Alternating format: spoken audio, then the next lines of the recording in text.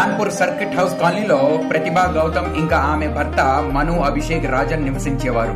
Circuit house కాలనీలో ప్రభుత్వానికి చెందిన ఉన్నతమైన అధికారులు నివసిస్తారు. ప్రతిభా గౌతమ్ కాన్పూర్ లో ఉన్న దేహాత్ అనే రూరల్ ఏరియా కోర్టుకి జ్యుడిషియల్ మ్యాజిస్ట్రేట్. 2016 అక్టోబర్ 9వ తారీఖు పొద్దున్నే 9 గంటల ప్రాంతంలో అభిషేక్ ఢిల్లీ నుంచి తన ఇంటికి చేరుకొని తలుపుని ఎంతసేపు కొట్టినా ఎవరూ తెరవలేదు. తన భార్య ప్రతిభకి ఫోన్ చేసినా ఎటువంటి రెస్పాన్స్ లేదు. అలా ఎంతసేపు తలుపు తీయకపోవడంతో అభిషేక్ తలుపుని పగలగొట్టి లోపలికి వెళ్లి చూసినప్పుడు తన భార్య ప్రతిభ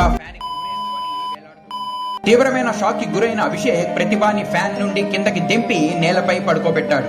ఆ తర్వాత ఏం చేయాలో తెలియక పక్కనైన పోలీస్ స్టేషన్ కి వెళ్లి జరిగిందంతా పోలీసులకి చెప్పాడు.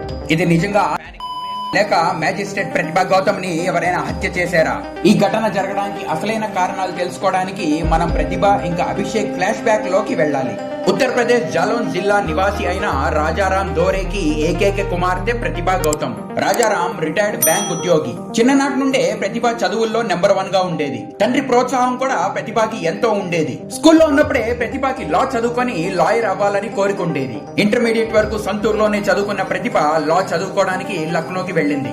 లక్నో యూనివర్సిటీలో LLB పూర్తి చేసుకున్న తర్వాత ప్రతిభ లా ప్రాక్టీస్ మొదలు పెట్టింది. అయితే కేవలం లాయర్ గానే కాకుండా జ్యుడిషియరీలో ఉన్నతమైన స్థాయికి ఎదగాలని ప్రతిభ కోరుకుంది. దాని గురించే తను LLM అంటే లాలో మాస్టర్స్ చేయాలని అనుకుంది. ఢిల్లీ యూనివర్సిటీలో LLM చేయాలని ఉందని తన తండ్రితో ప్రతిభ చెప్పినప్పుడు తండ్రి రాజారాం కూడా దానికి ఒప్పుకున్నాడు. ఢిల్లీ యూనివర్సిటీలో LLM చేస్తుండగా ప్రతిభకి అభిషేక్ తో పరిచయం ఏర్పడింది. అభిషేక్ ఢిల్లీ నివాసి. అభిషేక్ తండ్రి ఢిల్లీ హైకోర్టు రిటైర్డ్ జడ్జి అయిన సురేష్ చంద్ర రాజన్.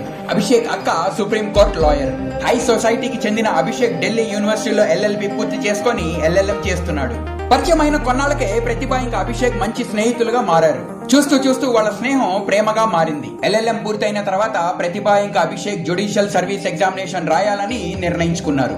అయితే ఇద్దరు ఒకటే కోచింగ్ సెంటర్ లో జాయిన్ అయితే చదువు సరిగా సాగదనే ఆలోచనతో ప్రతిభ వేరే కోచింగ్ సెంటర్ జాయిన్ అయింది. ఈ విషయం మొదట్లో అభిషేక్ నచ్చకపోయినా ప్రతిభ పట్టుదల చూసి ఒప్పుకోక తప్పలేదు. సంవత్సరం కోచింగ్ తర్వాత ప్రతిభ ఇంకా అభిషేక్ జ్యుడిషియల్ సర్వీస్ ఎగ్జామ్ రాశారు. ఇద్దరు రిటర్న్ ఎగ్జామ్ పాస్ అయ్యారు. కానీ ఇంటర్వ్యూలో కేవలం ప్రతిభ సెలెక్ట్ అయ్యింది. ప్రతిభ జ్యుడిషియల్ మ్యాజిస్ట్రేట్ ట్రైనింగ్ కొరకు లక్నోకి వెళ్తే అభిషేక్ ఢిల్లీలోనే ఉండి తన లా ప్రాక్టీస్ ని కొనసాగించాడు.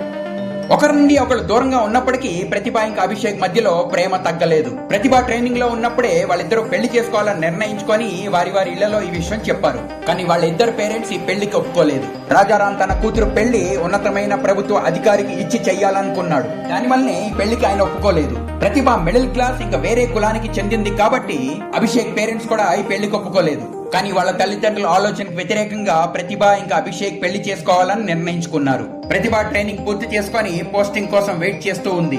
అదే సమయంలో అంటే 2016 జనవరి 18వ తారీఖున ప్రతిభ ఇంకా అభిషేక్ ఢిల్లీ ఆర్య సమాజ్ మందిర్లో పెళ్లి చేసుకున్నారు. పెళ్లైన 15 రోజులకి ప్రతిభకి కాన్పూర్ లో ఉన్న దేహాత్ అనే రూరల్ ఏరియా కోర్టుకి జ్యుడిషియల్ మ్యాజిస్ట్రేట్ గా పోస్టింగ్ వచ్చింది. ప్రతిభ ఉండడానికి ప్రభుత్వం సర్కిట్ హౌస్ కాలనీలో ఒక ఇల్లు కూడా ఇచ్చింది. వాళ్ళిద్దరికి పెళ్లైన విషయం ప్రతిభ ఇంకా అభిషేక్ వాళ్ళ ఇంట్లో చెప్పినప్పుడు ప్రతిభ పేరెంట్స్ ఒప్పుకోలేదు. కానీ అభిషేక్ వాళ్ళ పేరెంట్స్ మొదట్లో ఒప్పుకోకపోయినా ప్రతిభ మ్యాజిస్ట్రేట్ పోస్టింగ్ వచ్చింది కాబట్టి ఒప్పుకున్నారు. 2016 ఏప్రిల్ 15వ తారీఖున అభిషేక్ పేరెంట్స్ బంధుమిత్రులు అందరినీ పిలిచి అభిషేక్ ఇంకా ప్రతిభ పెళ్లి పార్టీ ఢిల్లీలో వాళ్ళ స్థాయికి తగ్గట్టుగా ఇచ్చారు. అయితే పార్టీకి ప్రతిభ కుటుంబ సభ్యులు ఎవరూ రాలేదు. కోర్టుకి సమ్మర్ హాలిడేస్ కాబట్టి ప్రతిభ ఢిల్లీలోనే వాళ్ళ అత్తగారింట్లో కొన్నాళ్లుంది. కొన్ని రోజుల తర్వాత ప్రతిభ ఇంకా అభిషేక్ కాన్పూర్కి తిరిగి వచ్చారు. అయితే అభిషేక్ తన లా ప్రాక్టీస్ వలన ఎక్కువసేపు ఢిల్లీలోనే ఉండేవాడు. కానీ ప్రతి వీకెండ్ లో ప్రతిభ ఢిల్లీ వెళ్లడమో లేక అభిషేక్ కాన్పూర్ రావడమో జరిగేది. మొత్తానికి ప్రతి వీకెండ్స్ వాళ్ళిద్దరూ కలిసి గడిపేవారు. ఇప్పటిదాకా మీరు విన్నది ప్రతిభ ఇంకా అభిషేక్ ఫ్లాష్ బ్యాక్. అయితే ప్రతిభ పోయిందన్న విషయం అభిషేక్ పక్కనైన పోలీస్ స్టేషన్ వెళ్లి చెప్పినప్పుడు పోలీసులు వెంటనే ఘటనా స్థలానికి చేరుకొని చూసినప్పుడు మ్యాజిస్ట్రేట్ ప్రతిభా గౌతమ్ మృతదేహం నేలపై పడి ఉంది. ఫ్యాన్ కు వేలాడుతున్న ప్రతిభని తానే కిందకి దింపి నేలపై పడుకోబెట్టానని అభిషేక్ పోలీసులకి చెప్పాడు. ప్రతిభ మృతదేహాన్ని పోలీసులు చెక్ చేసినప్పుడు వాళ్ళకి ఆమె రిస్ట్ అంటే మణికట్లు రెండిటి మీద లోతైన వాళ్ళు సాధారణంగా వాళ్ళ ఇదే కాకుండా అభిషేక్ మెయిన్ డోర్ ని పగలగొట్టి లోపలికి వెళ్ళానని చెప్పాడు కాబట్టి పోలీసులు ఆ మెయిన్ డోర్ చెక్ చేసినప్పుడు ఆ డోర్ లోపట కానీ బయట కానీ ఎటువంటి డ్యామేజ్ పోలీసులకి కనిపించలేదు. నేను ముందు చెప్పినట్టు ఈ కాలనీలో ప్రభుత్వానికి సంబంధించిన ఉన్నతమైన అధికారులు నివసిస్తారు. అందుకే ఈ కాలనీ హైలీ సెక్యూర్డ్ ఏరియా. ఇక్కడ పోలీస్ సెక్యూరిటీతో పాటు ఎంతో మంది ప్రైవేట్ సెక్యూరిటీ గార్డ్స్ కూడా ఉంటారు.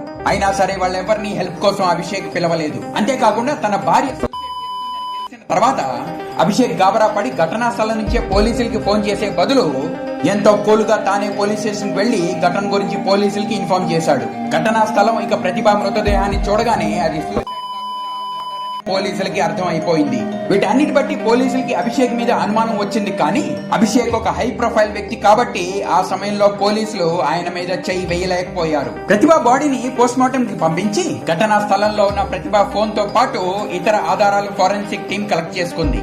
ఇదిలా ఉండగా ప్రతిభ కుటుంబ సభ్యులు ఈ వార్త వినగానే తీవ్రమైన షాక్ కి గురయ్యారు. రాజారాం పోలీసులతో మాట్లాడుతూ తన కూతురు ప్రతిభని అల్లుడు అభిషేక్ చంపేశాడని చెప్పారు. అభిషేక్ ఒక దుర్మార్గుడని, మొదటి నుంచి అభిషేక్ ఇంకా ఆయన కుటుంబం కలిసి మా కూతుర్ని మాకు వ్యతిరేకంగా చేయడమే కాకుండా మాతో కనీసం మాట్లాడనీయకుండా చేశారని చెప్పారు. ఢిల్లీలో ఇచ్చిన ప్రతిభ ఇంకా అభిషేక్ పెళ్లి పార్టీకి కూడా వాళ్ళని చివరి నిమిషంలో పిలిచారు కాబట్టే ఆ పార్టీకి వెళ్లలేకపోయామని కూడా రాజారాం పోలీసులకి చెప్పారు. జూన్ 2016లో అభిషేక్ తనకి ఫోన్ చేసి 2 కోట్లు డౌరీ అడిగాడని, ఇంకా డౌరీ ఇస్తేనే తన కూతుర్ని కలవనిస్తానన్నాడని కూడా రాజారాం పోలీసులకి కంప్లైంట్ ఇచ్చారు. రాజారాం కంప్లైంట్ పైన పోలీసులు అభిషేక్ పై డౌరీ హెరాస్మెంట్ కేసు బుక్ చేశారు. ప్రతిభ చనిపోయిన 2వ రోజు అంటే అక్టోబర్ 10వ తారీఖున పోస్ట్ మార్టం రిపోర్ట్ వచ్చింది. ఆ రిపోర్ట్ లో కొన్ని షాకింగ్ నిజాలు బయటపడ్డాయి. ప్రతిభ హత్య చేయబడింది. హత్య ఉదయం 5 నుండి 7 మధ్యలో జరిగింది. చనిపోయినప్పుడు ప్రతిభ 4 నెలల గర్భవతి. ప్రతిభ ఒంటి మీద కర్ర లేక రాడ్తో కొట్టిన ఎన్నో దెబ్బలున్నాయి. ఎడంచే రిస్ట్ పైన ఇంకా కుడిచే రిస్ట్ పైన బట్ట మెడకి గట్టిగా చుట్టి చంపబడింది. పోస్ట్ మార్టం రిపోర్ట్ బట్టి డౌరీ హెరాస్మెంట్ కేసుతో పాటు పోలీసులు అభిషేక్ పైన మర్డర్ కేసు కూడా బుక్ చేసి అరెస్ట్ చేశారు. అభిషేక్ మొదట్లో తన పవర్ ని చూపించాలని ప్రయత్నం చేశాడు. కానీ పోలీసులు వాళ్ళ ఉగ్ర రూపం చూపించగానే అభిషేక్ తన చేసిన నేరాన్ని ఒప్పుకోవడమే కాకుండా తన భార్య మ్యాజిస్ట్రేట్ ప్రతిభా గౌతమ్ ని ఎందుకు ఇంకా ఎలా చంపాడో పోలీసులకి చెప్పాడు. ఏప్రిల్ 2016 వరకు ప్రతిభ ఇంకా అభిషేక్ ఎంతో హ్యాపీగా ఉన్నారు. కానీ ఏప్రిల్ లో వాళ్ళ మ్యారేజ్ పార్టీ తర్వాత అభిషేక్ చుట్టాలు అందరూ తనకంట ఎక్కువ ప్రాధాన్యత ప్రతిభకి ఇవ్వడం అభిషేక్ తట్టుకోలేకపోయాడు. ప్రతిభ మ్యాజిస్ట్రేట్ హోదాలో ఉన్నందుకే ఆమెకి అందరూ ఇంపార్టెన్స్ ఇస్తున్నారని అభిషేక్ భావించాడు. అప్పటి నుండి ప్రతిభ మ్యాజిస్ట్రేట్ గా ఉండడం అభిషేక్ ఇష్టపడలేదు. తనకంట ఉన్నత స్థాయిలో తన భార్య ఉండడం అభిషేక్ జీర్ణించుకోలేకపోయాడు. అభిషేక్ కి ప్రతిభపై ఉన్న ప్రేమ రోజు రోజుకి ఈర్ష్యగా మారింది. బయటికి ఏమీ చెప్పకపోయినా అభిషేక్ లోపల కోపంతో రగిలిపోయేవాడు. ఇదిలా ఉండగా ఆగస్టులో ప్రతిభకి తను గర్భవతి అని తెలిసింది. ఈ విషయం తన భర్తకి తెలిస్తే చాలా సంతోషిస్తాడని భావించిన ప్రతిభ అభిషేక్ కి ఆ గుడ్ న్యూస్ చెప్పింది. అయితే అప్పటికే ఈర్ష్య కోపంతో రగిలిపోతున్న అభిషేక్ ఈ వార్త వినగానే ప్రతిభపై విరుచుకుపడి తన గర్భాన్ని తీయించేసుకోవాలని ఎంతో కోపంతో చెప్పాడు. ఈ విషయంలో వాళ్ళిద్దరి మధ్యలో చాలా గొడవ జరిగింది. ప్రతిభ ఎంత నచ్చ చెప్పడానికి ప్రయత్నించినా అభిషేక్ మాత్రం తను ఈ బాధ్యత తీసుకోవడానికి సిద్ధంగా లేనని, తనకు కూడా ఒక ఉన్నతమైన ఉద్యోగం వచ్చిన తర్వాతే పిల్లల గురించి ఆలోచిద్దామని ప్రతిభకి చెప్పాడు. అయితే ప్రతిభ గర్భాన్ని తీయించుకోవడానికి ఒప్పుకోలేదు. అక్టోబర్ 7వ తారీఖున వీకెండ్ అవడం వల్ల ప్రతిభ తన భర్త అభిషేక్ ని కలవడానికి ఢిల్లీ వెళ్ళింది. మళ్ళీ వాళ్ళ ఇద్దరి మధ్యలో ప్రెగ్నెన్సీ గురించి గొడవ మొదలైంది. రాత్రంతా గొడవైన తర్వాత 2వ రోజు పొద్దున్నే తన భర్త ఇంకా పడుకొని ఉండగానే ప్రతిభ ఎవరికి చెప్పకుండానే ఢిల్లీ నుంచి వెనక్కి కాన్పూర్ వెళ్లిపోయింది. అభిషేక్ నిద్ర లేచిన తర్వాత ఎన్నిసార్లు ఫోన్ చేసినా ప్రతిభ మాత్రం రెస్పాన్స్ ఇవ్వలేదు. అభిషేక్ మెసేజెస్ ఇంకా వాయిస్ మెసేజెస్ చేసినా ప్రతిభ నుండి ఏ రెస్పాన్స్ లేదు. కొంతసేపు తర్వాత ప్రతిభ తన ఫోన్ ని స్విచ్ ఆఫ్ చేసింది. అప్పటికే ఈర్ష్యా కోపంతో రగిలిపోతున్న అభిషేక్ తన భార్య తనను అవమానిస్తోందని భావించి ఈ విషయం తేల్చుకొని వీటన్నిటికీ ఫుల్ స్టాప్ పెట్టాలని నిర్ణయించుకొని తన కారులో ఢిల్లీ నుండి కాన్పూర్ బయలుదేరాడు. అక్టోబర్ 9వ తారీఖు పొద్దున్నే 5 గంటల ప్రాంతంలో ఇల్లు చేరుకున్న అభిషేక్ ని చూసి ప్రతిభ ఆశ్చర్యపోయింది. ఇంట్లోకి ప్రవేశించగానే గొడవ మొదలుపెట్టిన అభిషేక్ ప్రతిభని తనతో తెచ్చుకున్న ఇనప రాడ్తో కొట్టడం మొదలుపెట్టాడు. తనను కొట్టద్దు అని ప్రతిభ ఎంత ప్రాధేయపడినా అభిషేక్ కొట్టడం ఆపలేదు. దెబ్బల్ని తట్టుకోలేక ప్రతిభ స్పృహ తప్పిపోయింది. అప్పటికి కోపం చల్లారని అభిషేక్ ఒక కొత్త బ్లేడ్ తో ప్రతిభ లెఫ్ట్ రిస్ట్ పై 8 సార్లు ఇంకా రైట్ రిస్ట్ పై 6 సార్లు తన స్కార్ఫ్ ని ప్రతిభ మెడకు చుట్టి 4 నెలల గర్భవతి అయిన ప్రతిభ చనిపోయిన తర్వాత తనను ఫ్యాన్ కి వేలగట్టి తనను చిత్రీకరించే ప్రయత్నం అభిషేక్ చేశాడు. కానీ తను ఒక్కడు ఆ పని చేయలేకపోయాడు. హత్యకి వాడిన రాడ్, బ్లేడ్ ఇంకా తన స్కార్ఫ్ అన్నిటినీ దాచిపెట్టి ప్రతిభ మెడకి ఒక చున్నీ ముడి వేసి పెట్టాడు. ఆ తర్వాత అభిషేక్ తన పంపించిన మెసేజెస్ అన్నిటినీ ప్రతిభ మొబైల్ నుంచి డిలీట్ చేశాడు. అయితే అవే మెసేజెస్ తన ఫోన్ నుంచి డిలీట్ చేయడం మర్చిపోయాడు. ఘటనా స్థలంలో అంతా సెట్ చేసి అభిషేక్ పోలీస్ స్టేషన్ కి వెళ్లి తన భార్య పోయిందని చెప్పాడు. ఆ తర్వాత ఏం జరిగిందో మీకు తెలుసు.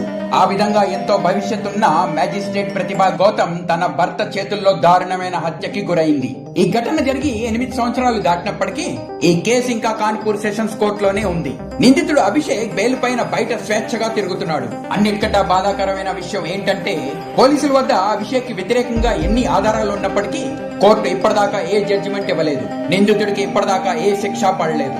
ఉన్నతమైన ప్రభుత్వ మహిళా అధికారి అయిన మ్యాజిస్ట్రేట్ ప్రతిభా గౌతమ్ కి ఈ రోజు వరకు ఎటువంటి న్యాయం దొరకలేదు. త్వరలో ఆమెకి సరైన న్యాయం దొరికి నిందితుడికి కఠినమైన శిక్ష పడాలని ఆశిద్దాం. మరొక రియల్ క్రైమ్ స్టోరీ వీడియోతో మీ ముందుకు వస్తాను. అంతవరకు సెలవు. సర్వే జన సుఖినో భవంతు.